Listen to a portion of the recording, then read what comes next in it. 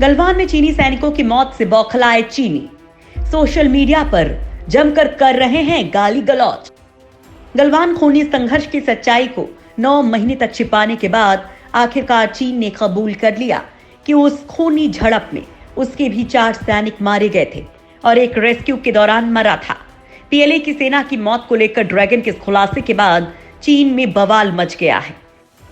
चीनी लोग बौखला गए हैं और अब वो हेट मैसेजेस और गाली गलौज पर उतर आए हैं। इतना ही नहीं, चीन के सोशल मीडिया में भारत विरोधी संदेशों की बाढ़ सी आ गई है और अपनी खींच उतारने के लिए चीनी सोशल मीडिया यूजर्स अब बीजिंग स्थित भारतीय दूतावास के सोशल मीडिया अकाउंट को निशाना बना रहे हैं।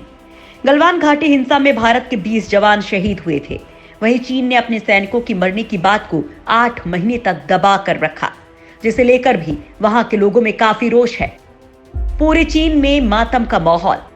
चीनी सैनिकों के मारे जाने की खबर के बाद वहां के सैनिकों में इमोशन अपने हाई लेवल पर है। चीन की सरकारी मीडिया की रिपोर्ट के अनुसार पीएलए के सैनिकों के बारे में अपमानजनक टिप्पणी प्रकाशित करने के लिए एक व्यक्ति को नानजिंग शहर से गिरफ्तार किया गया था। आपको बता दें कि इस खुलासे के बाद चीन ने चालाकी दिखाते हुए गलवान संघर्ष के कई वीडियो भी जारी किए। शुक्रवार को पिछले साल जून में भारतीय और चीनी सैनिकों के बीच गलवान घाटी में हुई झड़प के कई कथित वीडियो कई वेबसाइट्स पर अपलोड किए गए और इन्हें लाखों लोगों ने देखा। हालांकि इनमें से किसी भी वीडियो में यह दावा नहीं किया गया है कि भारत के 20 जवान शहीद हुए हैं।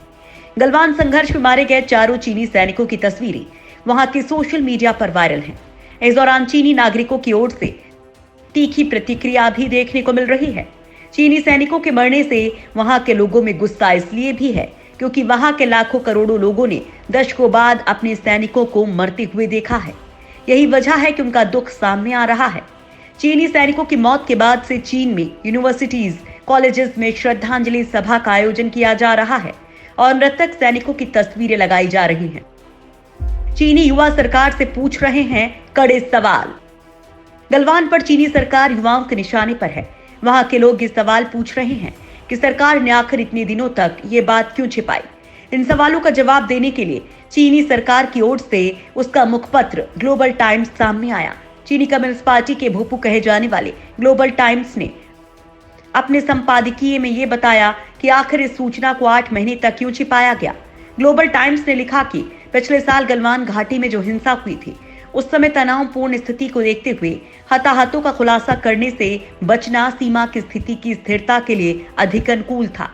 ग्लोबल टाइम्स के संपादकीय में कहा गया है कि अब जबकि सीमा गतिरोध का दौर समाप्त हो गया है, हमें चीनी सैनिकों के कामों को सार्वजनिक करना चाहिए ताकि सभी चीनी लोग उनके बलिदान को समझ सकें और उनकी प्रशंसा कर सकें।